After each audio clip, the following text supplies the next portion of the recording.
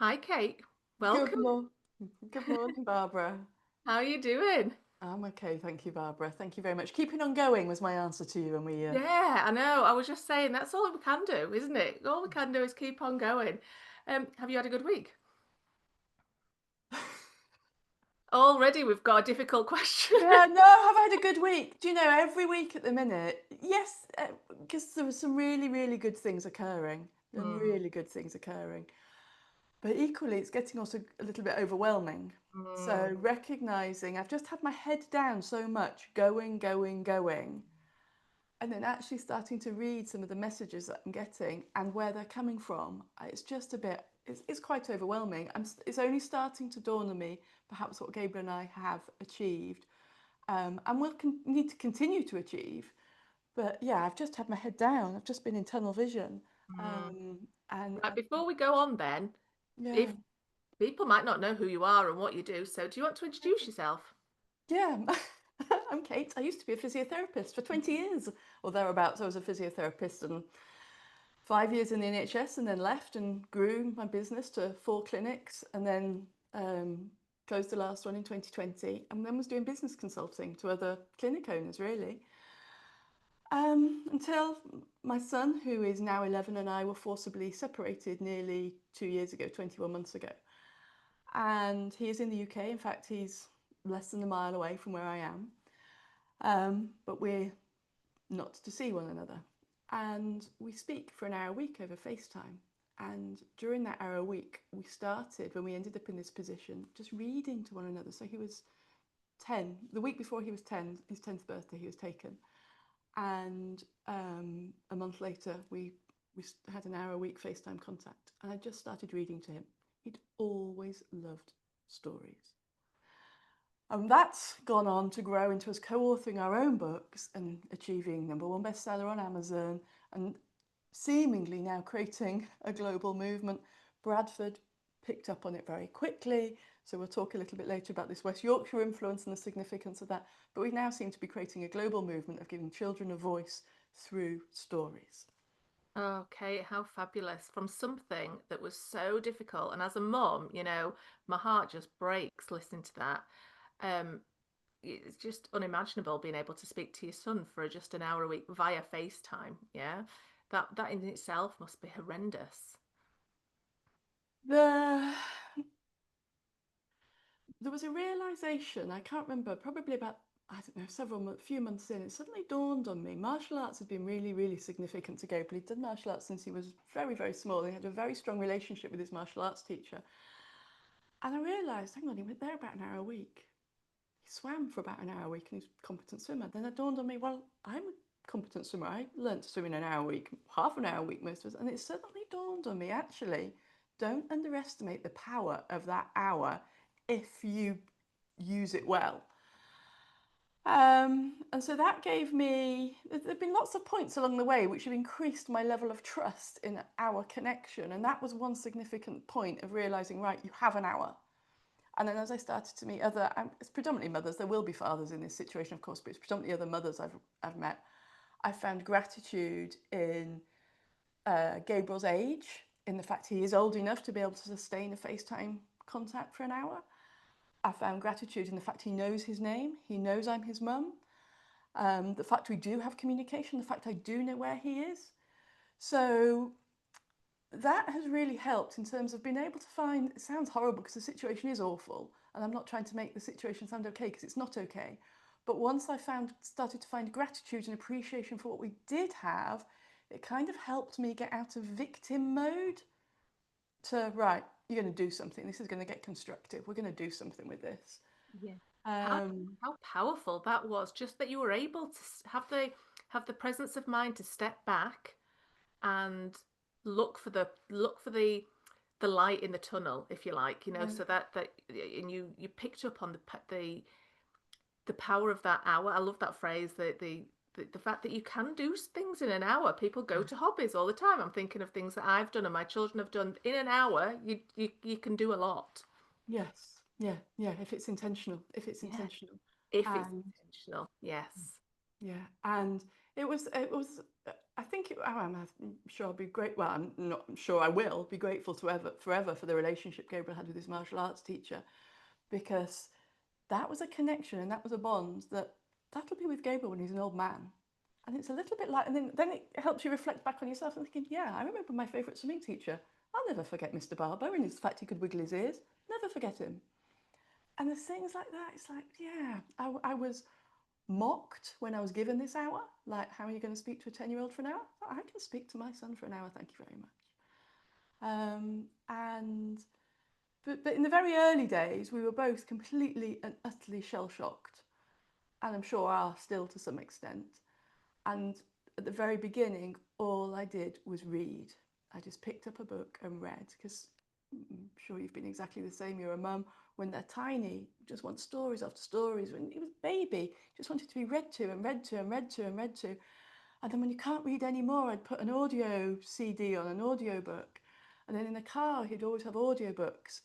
And he's not a great writer at all. He can write, he's perfectly able to, but like a lot of boys, it's not his favourite activity.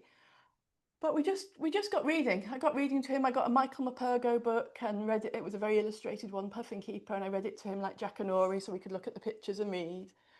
And then after we'd finished that one, he picked up a boy's invention book that a friend had posted to him, and he wanted to read that to me. And then we played pen and paper games. I brought a little like whiteboard, and so we could do noughts and crosses and hangman. Or there was a game we played where I'd draw two contrasting things, like I don't know, Batman on Christmas Day, something, just two things you wouldn't normally put together. You'd have to guess what it was, and then he would do the same back. And then we started to read Treasure Island, and I got a very illustrated copy of Treasure Island. So again, we're reading it like Jackanory. The protagonist in Treasure Island is called Jim. Granddad's called Jim. So we get to the end of Treasure Island, and I don't even know what brought about this flash of inspiration, but I just said it. I said, Gabriel, should we make up a story where you're the hero? And of course, the answer was instantly, yes, Mum. And again, I think that's in part because when we'd had this shared connection through enjoyment of stories, and even once he was old enough to be able to read to himself, so 6, 7, when they start in school readers, he'd wanted still to have a bedtime story. And I remember raising my eyebrows at my mum, like, oh my God, I still have to keep reading. And she said to me, yes, Kate. Because she'd read to my brother and I until we'd finished junior school. We'd have a family bedtime story, and then we'd go to our rooms and read our own books. And she reminded me of that. And I remembered really appreciating that. And it meant that my brother endured Black Beauty. He'd probably never read Black Beauty otherwise. I had to read some boys' revolting rhymes that I'd never read otherwise. So we did keep reading together. We did keep reading, and I'd typically read something with him that he might choose to read himself, and then he would read his own book. But of course, there were nights when you're just too tired to read. So then we'd just make up a story, or we'd play story dice and make up a story with story dice. So of course, when I say to him, should we make up a story where you're the hero? It's a no-brainer. It's an absolute no-brainer. It's nothing strange, because we've got all this backlog of connection through storytelling. But even without that, for all the classrooms I've studied in Bradford predominantly, and I've asked the classes, should we make up a story today where you're the hero? Even without that backlog of history, I've not had one child say no to me yet. And I'm listening to you, and I'm remembering times with my children. They were all big readers, and we'd read, reading the same story over and over again. Yeah, The book that popped out to me as you were talking was Narnia. Mike is mm, all Lion, the Witch, and the Wardrobe. I must have read that a million times yeah, and that power of connection through stories is so strong, isn't it? yeah, And yeah, I also remember having a similar conversation, obviously through completely different circumstances, of do you want to, shall we write our own? Shall we just see where this goes? yeah, And exactly. the answer's always yes. Yeah, What child doesn't want to do that? yeah, yeah, It's yeah, exciting, right? yeah. So that's exactly what happened. So Gabriel straight away is like, yes, I want to defeat a sea monster. And he starts telling me about it. And I just scribble down notes. I literally, so we're on like this, I'm on FaceTime, just jotting notes down as to what he's saying. Then the following week I start typing it up, and then I realise there's some gaps. Oh, I don't know what this sea monster's called. I think I knew at that point it had two heads, but I don't know what it's called. So again, knowing that we only have an hour a week, I was intentional in terms of I normally have prepared for the calls, and it's quite clear Gabriel does as well too. So I had a brainstorm of ideas of the sea monster, of the names, just so that I was prepared, not with a blank mind of, oh, I don't know what we're going to call this sea monster. So I knew what the gaps were, and I read the story back to him, and he adds his edits, and he chooses. I can't actually remember if he chose one of the names that I suggested, or it just inspired him to come up with another name. I can't recall that, but he comes up with the name of the sea monster. It's Tentaculus. And this goes on for about 8 weeks. So we end up with about 6 short stories. And it's a mess on my desktop, Barbara. It's a mess. I can't see anything else. Oh, I can imagine. And I bet that's all you can think about as well, isn't it? So throughout before the call and throughout the week, and how many week times a month is it that you have this call? Well, so once a week, Well, oh, once a week, mostly, once a week. mostly So once a week. Yeah. so throughout the week, I bet you're just thinking about this call and what questions you're going to ask and where the gaps are in the story. I bet it's taking shape in your mind too. Yeah, of course it does. It's a whole world we've created. And because, of course, there were characters, particularly this blue whale that features in both the books, that was a significant character. When we made up bedtime stories, because I was too tired to read, they usually were water based, and there was usually a blue whale that was very friendly and came to do a helpful thing at the end. And so Yeah. that blue whale still exists.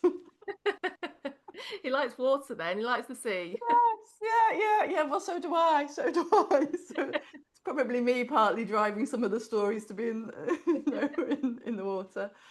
Um, yeah, so I put all the stories together just into a word. I mean, this is completely a private thing. I had in mind at the time sending Gabriel one chapter a week. I was thinking about Dickens or other authors that had written columns in newspapers and it had built up to be a book. And so what I'd been thinking is, as we're doing this, I'd type it up in the week for him and then post it to him. And I'd post him a plastic wallet so he could have something evolving at his end. Mhm. And they never quite happened because they were then evolving on my laptop. But I did put them into a one-word document because I just needed to see the rest of my desktop. Yeah. Yeah. And I showed him, so he was on the FaceTime and I don't know, whatever. He was on my phone and I had my iPad on my laptop, whatever. And I turned it around and I showed him and I said, look, Gabriel, they're all in one place now. Instantly, Mum, it's a book, it's a book. In my Wow. mind, I'm going, yeah, right. It's not a book. It's a Word document with 6 short stories, Gabriel Love. And because on what planet did I have the right to write a book? Mrs. Robinson, my old headmistress, God bless her, would be, never believing this was possible. The amount of red pen that she scribbled on my work. Um, but we're in such a terrible situation. I didn't say to him, in my mind, I'm saying, yeah, right, Gabriel. Mum, it's a book. Okay, Gabriel, okay. Right, I'll see if I can go to an independent printer and get 2 done, one for you, one for Granny and Grandad, because Grandad had illustrated, he'd created pictures with AI art, which, yes, I know we don't want to put illustrators out of business, but this is what we did in our time. And then because Gabriel was so insistent, Mum, it's a book, it's a book. All right, let me just sound out a couple of people who actually know something professionally about children's literature. So I sent it to a very dear family friend who's a retired head and Ofsted inspector from Bradford. She was at school with my mum. And I also sent it to a child psych that I knew in the US who worked with younger children rather than teenagers. Both of them came back to me with the same message saying, get this out now, because there's nothing where it's children's imagination being shared with other children. So that was really interesting. Mm. Okay. So then I contacted somebody who I knew about how to self-publish, and Kevin very kindly helped us make it a real book and get it onto Amazon as a real book. The very first edit is full of all kinds of typos and errors, but never mind, we got it up and we got it out. And then corrected it for the second edition. But I keep thinking, instead of apologising for the people that picked up the first edition, that actually one day that might be worth something. Yeah, exactly. what? There's something to be said for imperfect action, right? Just get it out there because you'd have probably messed about with it and titivated and tried to correct it, and it'd still be what sat on your desktop now. Yeah, yeah, exactly. And that was kind of what was very useful about Kevin. Really drove the we're going to get it out now. And then I had there has been a series of blessings in this, Barbara, because then I had the blessing of very early October last year. I was at Cheltenham Literature Festival, and I hadn't bothered buying any tickets, which I normally would do. I'd just so my dad said to me, "Look, there's a £30 thing where you can get a wristband and you can go to whatever's not sold out." So that's what I did.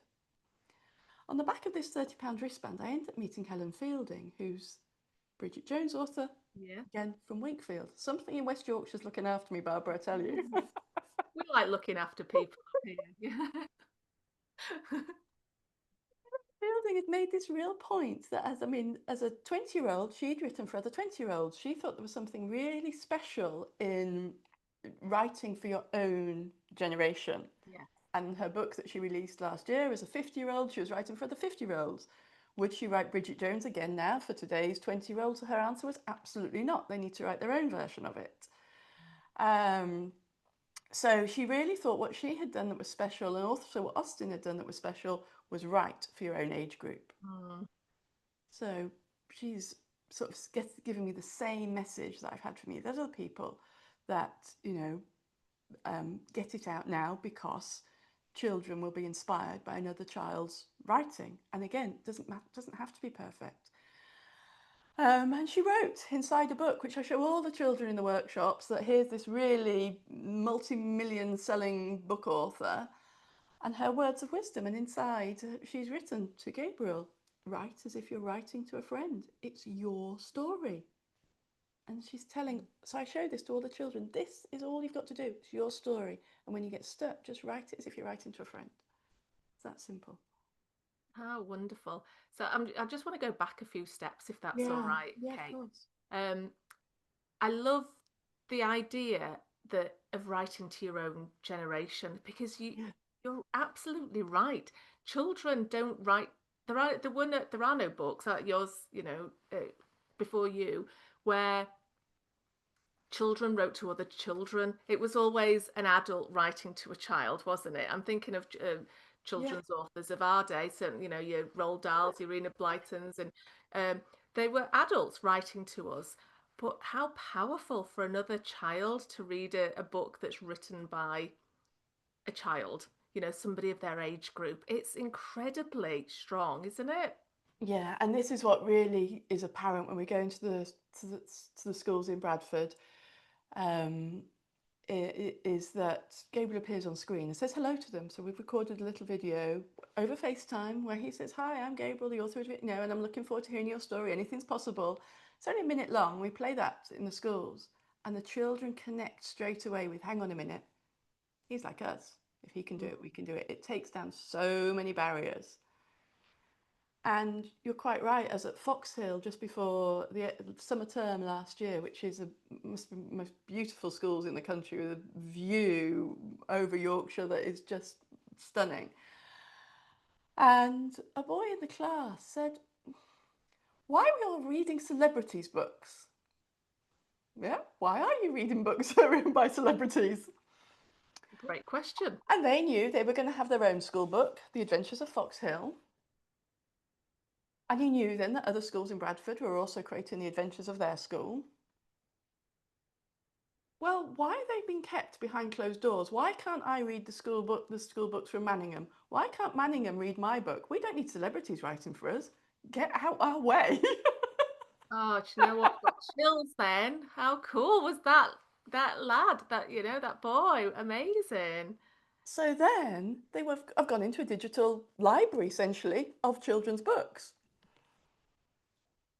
The schools have dealt with consent legally in the UK. The kids retain copyright anyway. We're just simply giving a platform for them to be on.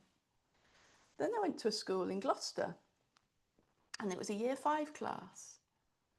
And a little boy was trying to resolve the Middle East conflict in his story. And his friend turned round to him and said, "Seriously, how on earth are you going to do this?"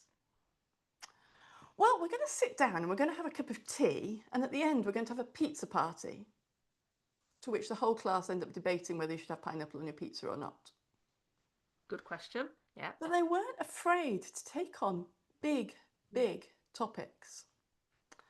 And then there have been other schools I've been in where the children have, aliens have come and taken all the pets or something really, and the teachers looked at me, how on earth is this situation going to get resolved? Just leave it with them. The kids will have a solution. And they do. Mm. And this is now resulting, Barbara, which is giving me tingles this week, in I had a conversation this week with international education leaders about how can we now extend our platform, which isn't difficult, to where we create stories across borders. So it's not just children in Bradford sharing their stories across the city, it's children in Bradford sharing their stories with children in Islamabad, Yes. children in Australia, children in Toronto, children across the world having a platform in which their stories can be shared and they can be heard. Mm. How amazing. Honestly, Kate, it's just giving me chills. The song that's playing in my head, I don't know whether you've ever seen Whistle Down the Wind, the musical, when children rule the world. That's what's going on in my head right now. That's the soundtrack to your story. And it's just what an incredible thing you've started quite by accident, you and Gabriel. How does he feel? He said to me after we got book one out, and it wasn't long after we got book one out that we met, and you very kindly instilled some confidence of keep going, Kate, keep going, Kate. And I can't remember what the conversation between Gabriel and I was, but at that point, I remember him saying to me, Mum, use all your skills, use all your skills. And every single week I check in with him, Gabriel, do we keep going with this? Do we keep going with this? And it's just got to a point now that I'm asking it, but it's like, yeah, Mum, no brainer. It's not. He's incredibly proud, but he's still not able to quite receive or understand the impact that it's having. So children in Bradford have made a video back for him, which I then play on FaceTime, and they've connected over their stories. There was one little boy's story, and Brad kept Gabriel's book in his tray in class, and he'd made a couple of videos for Gabriel. And Bradford Community Radio have been absolutely brilliant in that they had the children from Manningham in reading their stories on air, so Gabriel's been able to hear those children read their stories from the radio. So they have created this connection without actually ever even met each other. But I think he's only going to start to realise it once he's free of this situation and can walk into one of the classrooms and And see. feel it. Yeah, yeah. And realise, you know, again, they're no different to you. This is what collectively you're inspiring. I'm now just becoming the facilitator of what your collective imaginations are. You know, Yeah. you seem to ask me for bigger. It's like, all right, let's see what we can do. How big can your Well, imagination? I can see the next request somewhere down the line is going to be coming for animation, isn't it? But we'll worry about that another day. That is beyond my skill set. That is well beyond. That's where collaboration comes in, right? That's all right. But that's not a today problem. No, no, but I can see that's what they'll want to take it to. So And how? yeah, it's so your point of breaking invisible ceilings. I've had to. My back's been against the wall, and I kind of feel I have had no choice. So you have to face every nightmare. You have to face every terror. You have to face every bit of a but I'm not good enough, but I'm not an author, but my spelling is appalling because it is. Yeah. All Um, of that you had that inner voice. You still, because you said it right at the very beginning when Gabriel said, "This is a book," mm, and you were flashed back to your head teacher, and no, this mm, isn't a book, and who am I to write a book? mm. How do you get past? How did you get past that? That inner critic. So it's been with the help of others. It's not been on my own. So, for example, like I said, when it became a book, I contacted Kevin, who helps with self-publishing. Kevin kind of took it over, and Kevin just made it happen while I had my own internal dramas. It was happening, Yeah. whatever. And then Mary in Bradford, this retired head who's like I say, my mum's old school friend. She made the workshops. She made the first workshop happen, Mm. and then we got referrals to other schools. So um, quite often when I've got really stuck, where I feel I've sort of hit that rock, somebody else has come along and said, "Let me give you a hand," and I've just basically said, "Yes, okay, thank you." Yes. So you took that help. Yeah, yeah. Um, and then you realise a little bit like riding your bike. Hang on, I don't need the stabilisers now. I can do this. Or they're seeing other skills that you have that will, help their mission, and they've got a missing part of the jigsaw Mm. puzzle that will facilitate that. So they want to help, and I think this is a really big point: is that people will help you when you're stuck. They really will help you, but you've got to get yourself into a position that you're helpable. Mm. Um, and that means that you've sort of got yourself out of bed, gathered yourself together, and created something that people can get behind and contribute to and want to help and support and do something with. But if you're just going to stay in bed all day crying, and as painful as it is, people can't help you. They can't get behind you very easily. It's very Yeah. difficult. Yeah. So how do you get from that one state to the next? When there'll be might be people listening to this, they'll have a different story, but they're going through their own kind of hell. And so when you do feel like you've just had enough and you just, how do you find Walk. the crack in the chink in your armor to just For me, it's exercise, and it doesn't have to be. I'd lost the ability to run because I just couldn't kind of get the momentum in my body, but I could still walk. So walk, and I stopped worrying about time, speed, distances, but walk every single morning. I'd go for a walk, and it didn't matter if it was just around the block. mm, Without doubt, I'd come back feeling better. I didn't worry about setting an alarm clock. I just, but I wasn't up late anyway. But I didn't worry about an alarm clock. So I took some pressure off, yeah. and that's I didn't worry about running, but just went for a walk. This morning I went for a walk. You kind of, for me, it discharges the, I don't know, whatever it is, the bad electricity, the static, I Yeah. don't know. Or swim. Again, I used to be a competitive swimmer, but didn't worry about time, distances, speed. It was just about getting some movement and kind of tuning out. Mm, Sort of tune out. Go into your head switches off because yeah. your body's moving. But there's been no expectation on entering a race. There's been no expectation on completing a particular distance. It's just been about moving. And if I do it in the morning, I feel like I've set myself up better for the day.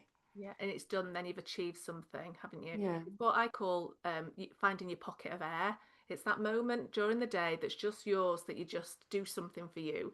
There's a lovely book. It's only a small book, and I think it's called Now Make Your Bed or First Make Your Bed. yeah, Um, and I'll have to put the link in the show notes anyway. And it was I think it was written by a lieutenant in the SEALs or something. I can't remember the regiment, but certainly in the military. And he said, in the beginning of the day, always make your bed, and at yeah, least you've done something. yeah, No matter what the day brings, you've done something. And yeah. I love that idea. And then I would have one goal a day. So normally, work-wise, you have a task list, and I've just had one thing. Just what's the one thing you got to get done today? So yeah, end the day having won the day. You Mm, end the day having been able to find something positive in the day. Because it feels like military grade psychological warfare. So therefore, you've got to get yourself into a state that you're prepared to to handle that. You yeah. can't, you aware that the enemy would like you crushed. Well, sorry, that's not going to happen. But you've got to get yourself out of bed. And the enemy can be your own fear. It can be your own, the enemy can be your own demons. But you've got to Mm, face them. Um, and yeah, just knowing at the end of the day you'd achieved something. You'd been for a walk and you'd done one thing on that task list, and it didn't matter how small it was. yes, absolutely. So and again, that is just a huge thing. That it doesn't matter how big that task is, but at least you've done one thing before you go to bed. You've achieved Yeah, something that day. yeah. Yeah. The other thing I found really helpful when I was going to do something that I perceived to be a bit scary or a bit daunting was beforehand. So I write to Gabriel every week. Usually I write to him at the beginning of the week because we speak at the end of the week. But if there was something daunting, something scary, I'd find great peace of mind if I just sent him a postcard. You know, might be telling him some good news. We've had this review, or love you lots, darling. And then it'd be the kind of like, okay, Gabriel's taken care of. Now I can do whatever I need to do that is a bit terrifying to me. Mm-hmm. Um, that I found useful. Then the decision I'm not quitting this time. I'd, as a student, been an elite athlete. I'd rowed a lot and I quit on myself. This time I knew I could not quit. I knew I was not quitting. I was not getting out. Well, there were two things. I knew that if I could sort of metaphorically put myself in the back in the boat, I knew how to win. So when Gabriel told me use all your skills, to me that meant right, you've got to start focusing everything into one point.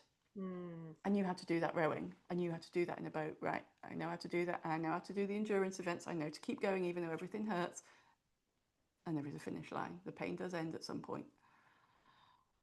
I never expected, to have to keep going for this long. Never ever expected.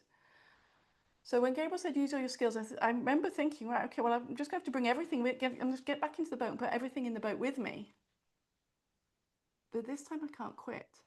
This time, just Mm-hmm. because I don't want to do, I had enough of training, I'm absolutely exhausted, I'm on my knees. I can't quit. I cannot quit. And it dawned on me when I was thinking, so I had to go back to why I'd quit rowing. And basically, it was overwhelm.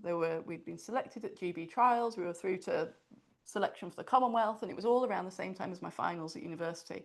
And I just had no idea how I was going to cope with the two things at the same time. So I dropped rowing. And then I was thinking about it in hindsight. I was thinking, actually, if I'd sat down with somebody and got really organised, I probably could have done both because I'd got that far doing both. So it was Yeah. only a term left. I just needed to get organised.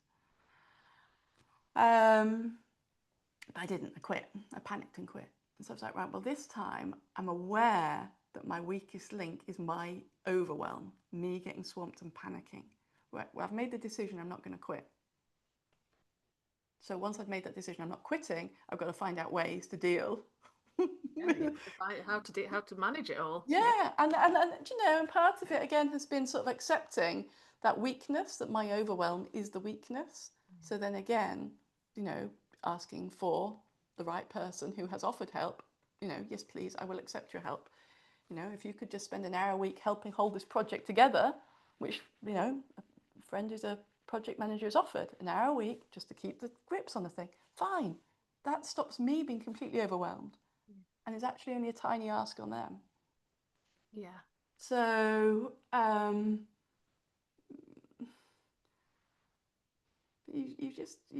you've you just got to make the decision, and then yeah, use all your skills and say yes to the offers of help that come to you. There's so much in what you've just said.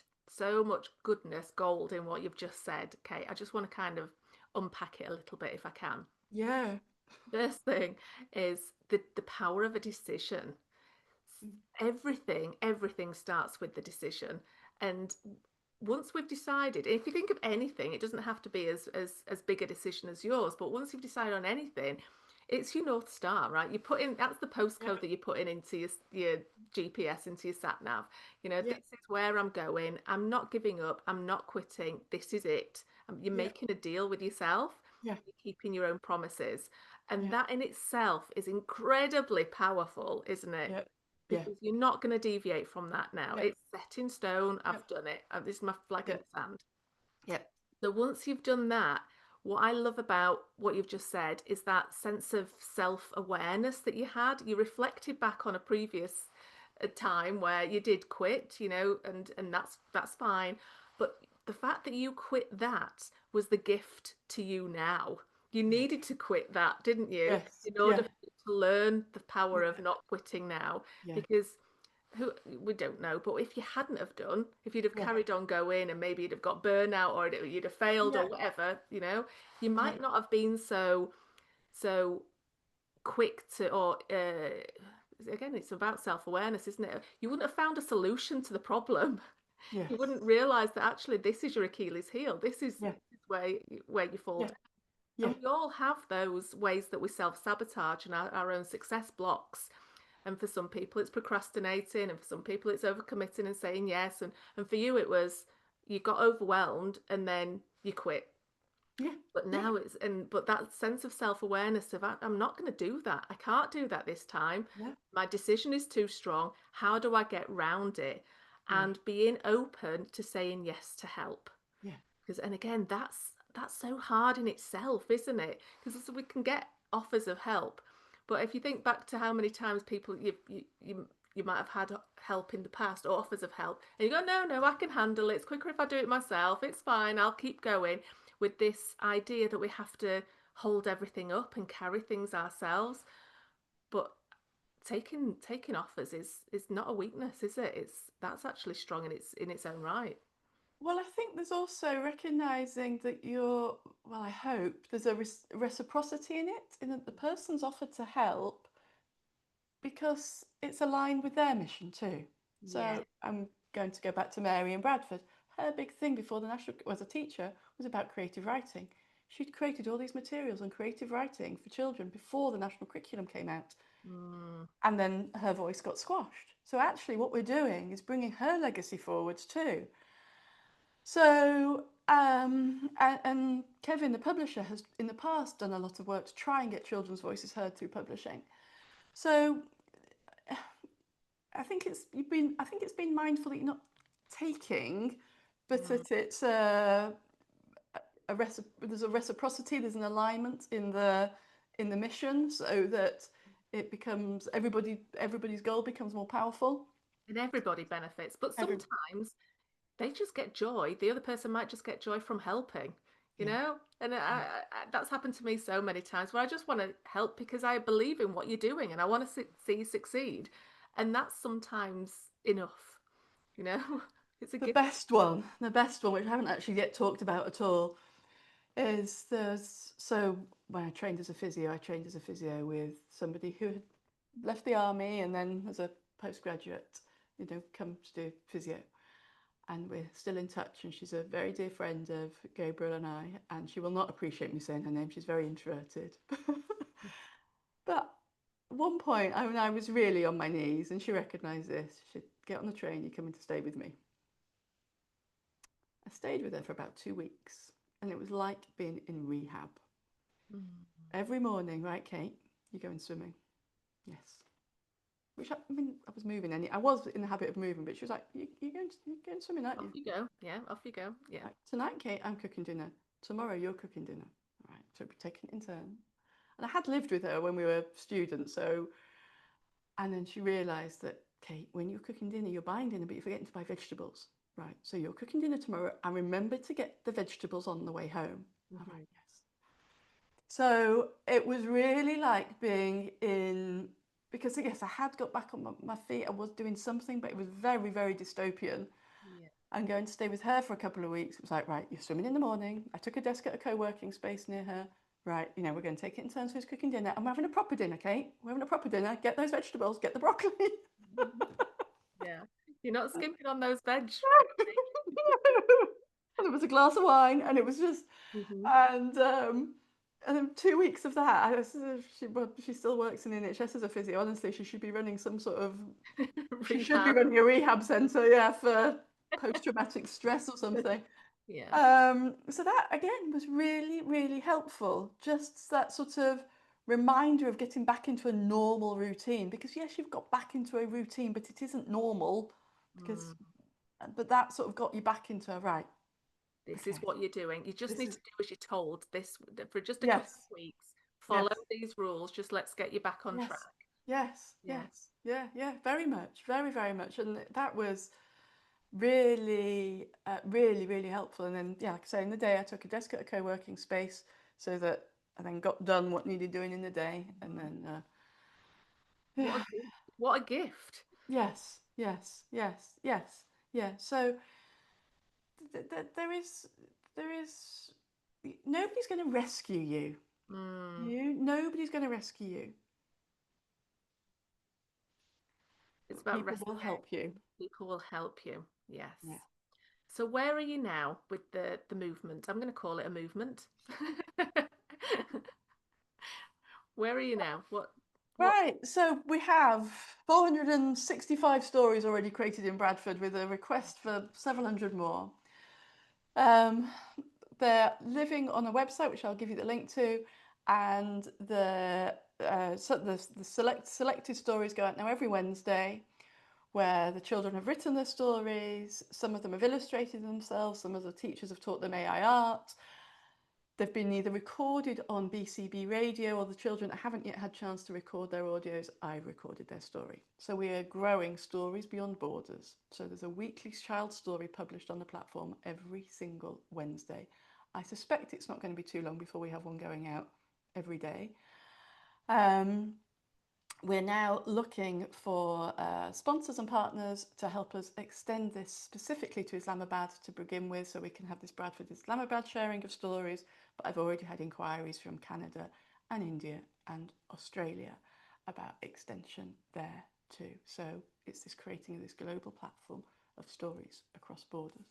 Oh, incredible. Honestly, Kate, you give me goosebumps. I just love this. As somebody who loves reading and as a mum who's got kids who love reading, yeah, this is, yeah, I just Yeah. love everything about this. So, how can people get in touch? How can people find you? We'll put everything in the show notes. The easiest thing is my name's Kate Markland, Markland. You can either find me on LinkedIn, or if you go to my website, it then links to Gabriel's books and also to the stories upon Stories Without Borders. Amazing. I will put all the links in the show notes. But Kate, it's been an absolute pleasure. It's always a pleasure to see you. But Oh, thank you. thank you so much for spending your time with me today. Thank you ever so much for having me. And thank you, Barbara, for that year ago when you just said, Kate, keep going, you got this. You're welcome. I'm so pleased. All right. I will see you soon. Take care.